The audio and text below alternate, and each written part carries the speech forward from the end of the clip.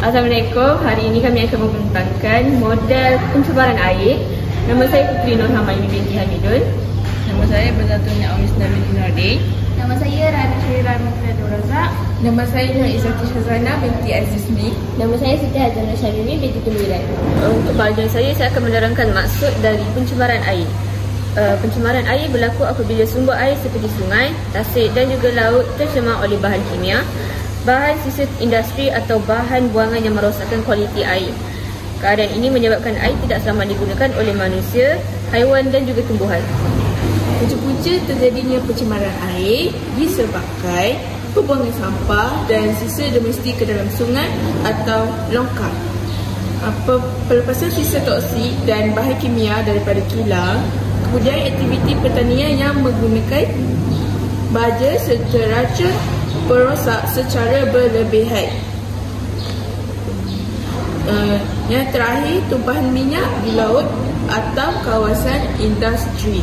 Seperti mana kita nampak di dalam model, pencemaran air akan menjejaskan ekosistem yang terdapat di persekitarannya, seperti ikan, tumbuh-tumbuhan, malah haiwan dan juga manusia pun akan terjejas disebabkan oleh pembuangan sampah seperti yang kita nampak di dalam model lah kan. Pembuangan sampah, asap daripada kilang dan juga tanaman yang sudah matilah. Manakala di sebelah sana kita akan nampak ekosistem yang baik, tumbuh-tumbuhan yang segar dan juga persekitaran air yang tidak terjejas. Sekian. Terima kasih.